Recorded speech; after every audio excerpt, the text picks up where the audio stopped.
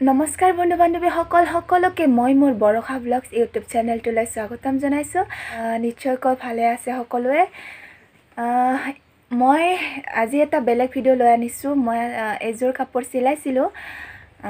এয়া মেখেলা চিলাইছোঁ, চাদৰ চিলাইছোঁ। চাদৰত পটি লগাইছোঁ, চিলাইছোঁ আৰু ইফালে চাদৰত ফলছো চিলাইছোঁ, মেখেলাৰ ফলছ চিলাইছোঁ। এয়া তাৰপিছত এয়া জুলুম গাঠিছোঁ মই নিজে। তাকে আপোনালোকৰ লগত শ্বেয়াৰ কৰোঁ বুলি ভাবিছোঁ, যাতে আপোনালোকেও যিসকলে নাজানে সেইসকলে জুলুম গাঠিবলৈ শিকিব পাৰে। এই ভিডিঅ'টোৰ জৰিয়তে সিহঁতৰ যাতে সহায় হয় অলপ হ'লেও। কেনেকৈ খুব সহজতে জুলুম গাঠিব পাৰি মই এই ভিডিঅ'টোত আপোনালোকক দেখুৱাবলৈ চেষ্টা কৰিম। আপোনালোকে ভিডিঅ'টো প্লিজ সম্পূৰ্ণকৈ চাব আৰু লাইক কমেণ্ট কৰিব। আৰু যদি কিবা জানিবলগীয়া থাকে আপোনালোকে মোক কমেণ্টত সুধিব।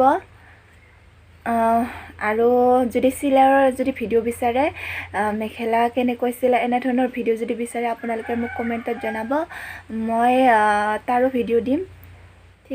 ভিডিঅ'টো বেছি দীঘলীয়া নকৰোঁ, খুব চুটিকৈ ভিডিঅ'টো বনাইছোঁ। আপোনালোকে ভালকৈ চাব, ভিডিঅ'টো মনোযোগ দি আপোনালোকে তাৰ পৰা শিকিব পাৰিব খুব কম সময়ৰ ভিতৰতে।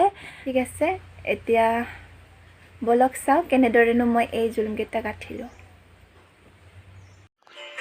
জুলুম গোঠাৰ বিভিন্ন ধৰণৰ ডিজাইন আছে। আজি মই বিজিৰে কেনেকৈ জুলুম গাঠিব পাৰে সেইটো দেখাই আছোঁ।